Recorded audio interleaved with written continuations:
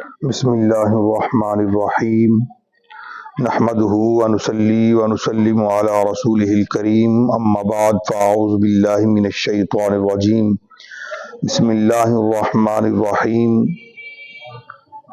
شہر رمضان الذی انزل فیہ القرآن صدق اللہ العظیم ان اللہ وملائکتہ یصلون علی النبی یا ایہا الذین آمنوا صلوا علیہ وسلموا تسلیما الصلاة والسلام علیک یا سیدی یا رسول اللہ وعلی آلک واصحابک یا سیدی یا رحمت للعالمین۔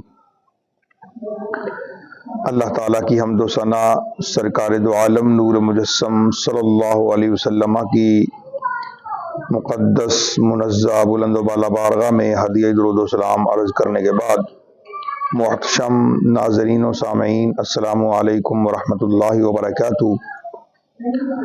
باہ مقدس اپنی رحمتوں اور برکتوں کے ساتھ اپنی منزل کی طرف رواں دواں ہے، تو ماہ مقدس کے حوالے سے ہماری گفتگو جاری و ساری تھی۔ تو ہم نے پچھلی ویڈیو کے اندر موت کے متعلق بیان کیا کہ ماہ مقدس میں جو فوت ہو جائے تو وہ بندہ عذاب قبر سے محفوظ ہو جاتا ہے۔ تو ہمیں چاہیے کہ ہم ماہ مقدس کو دینی معاملات میں گزارنے کی کوشش کریں، نہ کہ دنیاوی میں۔ اگر ہم دنیاوی کاموں میں ہی لگے رہے، کھیل کود میں لگے رہے، کہیں ایسا نہ ہو کہ بجائے ثواب کے ہم عذاب کے اندر گرفتار ہو جائیں۔ امیر المومنین خلیفۃ المسلمین حضرت مولا کائنات علی المرتضیٰ شیر خدا کرم اللہ وجہ الکریم، آپ کی عظمت و شان کیا کہنے، اللہ تعالیٰ نے آپ رضی اللہ تعالی عنہ کو یہ ملکہ عطا فرمایا تھا کہ آپ قبروں والوں سے گفتگو کر لیا کرتے تھے۔ فرماتے ہیں کہ ایک بار حضرت علی رضی اللہ تعالی عنہ قبروں کی زیارت کے لیے کوفہ کے شہر قبرستان کے اندر تشریف لے گئے۔ وہاں ایک قبر دیکھی جس پر تازہ پھول پڑے ہوئے تھے،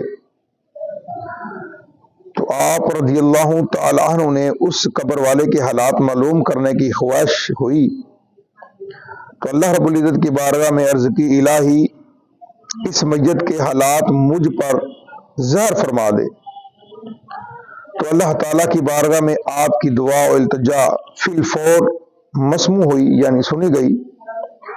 دیکھتے ہی دیکھ کے آپ اور اس مردے کے درمیان جتنے بھی پردے تھے وہ تمام کے تمام اٹھا دیے گئے۔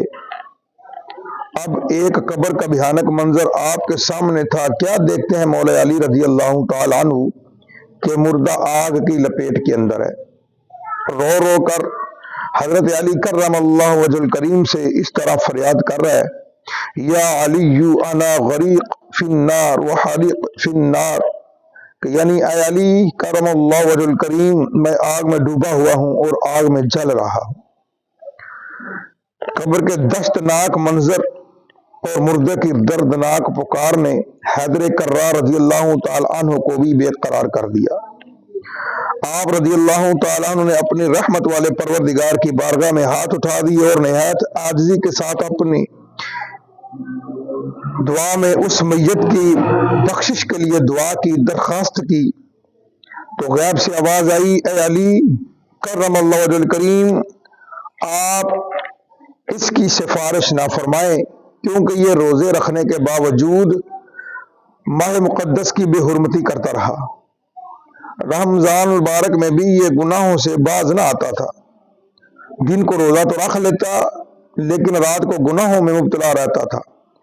تو حضرت علی رضی اللہ تعالی عنہ یہ سن کر اور بھی رنجیدہ ہو گئے، سجدے میں گر کر رو رو کر عرض کرنے لگے، اللہ عز و جل میری لاج تیرے ہاتھ میں ہے، اس بندے نے بڑی امید کے ساتھ مجھے پکارا ہے، میرے مالک تو مجھے اس کے آگے رسوا نہ فرما، اس کی بے بسی پر رحم فرما دے، اس بیچارے کو بخش دے۔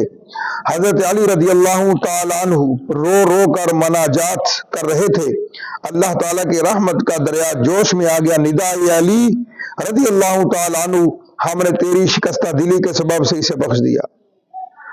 تو اس دعا کی برکت سے اس مردے سے عذاب اٹھا لیا گیا۔